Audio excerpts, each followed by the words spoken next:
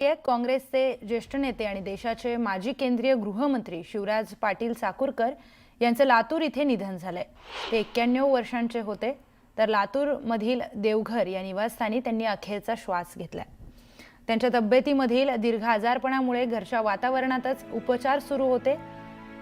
शिवराज पाटील चाकूरकर हे लोकसभेचे सभापती आणि विविध केंद्रीय मंत्रिपदांवर त्यांनी कार्य केले। त्यांनी आपल्या राजकीय कारकिर्दीमध्ये देशासाठी अनेक प्रतिष्ठित पदे भूषवली आणि त्यांनी देशातील संविधानिक प्रक्रियेमध्ये सक्रिय भूमिका देखील बजावली।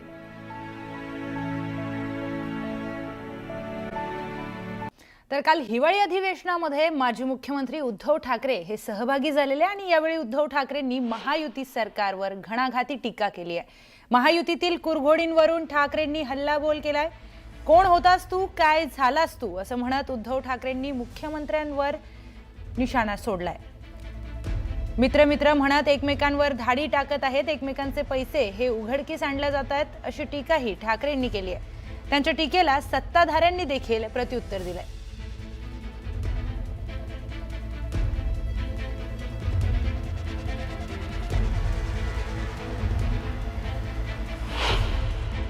मुख्यमंत्र्यांनी अजून एक खातं निर्माण केलं पाहिजे आणि त्याचं नाव पांघरुण मंत्री असं ठेवायला पाहिजे।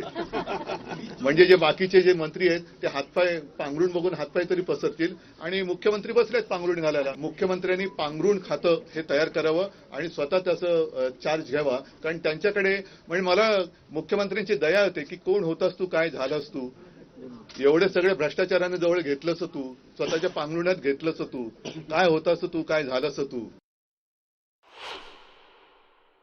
इतर राज्य ही ज्यांची उदाहरणं देत होतो त्या राज्यात आता आपल्या महाराष्ट्राचं उदाहरण दिलं जात असेल की बघा तिकडे कशी बेबंदीशाही सुरू आहे। म्हणजे कोणाचा पायपोस कोणात राहिलेलं नाहीये। मित्र मित्र म्हणताना एकमेकावरती धाडी टाकतायत, एकमेकाचे पैसे उघडकीस आणतायत। रोज कोणत्या ना कोणत्या तरी मंत्र्याचे भ्रष्टाचार अगदी पुराव्यानिशी बाहेर येत आहेत, त्यांच्या फिल्म बाहेर येत आहेत, पैशाच्या थप्प्या बाहेर येत आहेत, तरी सुद्धा मुख्यमंत्री ढिंब आहेत। मुख्यमंत्र्यांना बुके घेऊन का जाता, का मुख्यमंत्र्यांची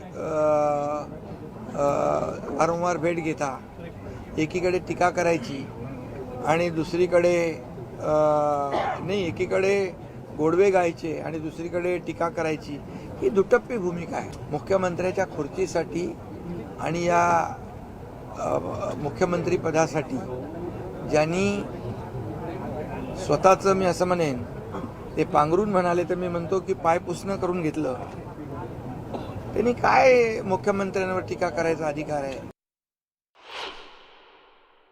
मला वाटतं जे स्वतः पलटा अमावस्या पौर्णिमेला त्यांनी बोलायला नाही पाहिजे आणि त्यांचा पूर्ण राजकीय प्रवास आणि जे काही तिकीट त्यांना मिळालेलं आहे, ज्यांना पहिल्यांदा मंत्रिपद दिसलं, हे दिसलं, थोडी तरी लाज बाळगून टीका केली पाहिजे। माणसांनी किती उडी मारावी ह्याच्यावर मी बोलणार नाही, पण आता तुम्ही बघा, हेच विषारी साप ॲनाकोंडाला चावायला निघालेत। तर पुढची महत्त्वाची बातमी आपण पाहूयात। काही दिवसांपासून नंबर 1 आणि नंबर 2चा वाद राज्याच्या राजकारणामध्ये रंगलाय।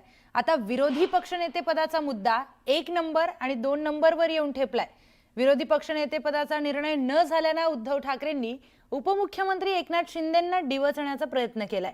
2 उपमुख्यमंत्री पद तयार केली जातात, मग विरोधी पक्षनेते पद द्यायला घाबरता का, असा सवाल ठाकरेंनी उपस्थित केलाय। नंबर 1लाच महत्त्व असतं, नंबर 2ला महत्त्व नाही, असं म्हणत ठाकरेंनी एकनाथ शिंदेंना चिमटा काढलाय। त्यांच्या टीकेला शिंदेंनीही प्रत्युत्तर दिलंय।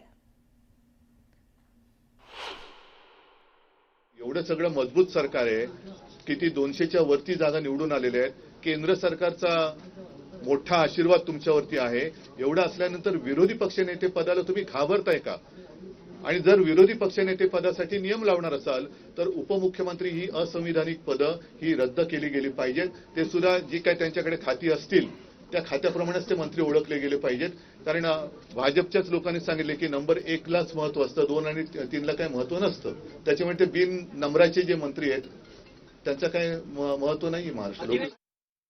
2 नंबरने झालेल्या विधानसभेच्या निवडणुकीमध्ये त्यांना शेवटच्या नंबरला बसवलेलं आहे आणि मी मुख्यमंत्री होतो तेव्हाही संविधानिक नाही, घटनाबाह्य पद आहे, हे रद्द झालं पाहिजे असे काही लोक म्हणायचे. आता मी उपमुख्यमंत्री आहे आणि घटनाबाह्य हा शब्द त्यांच्या आवडीचा दिसतोय.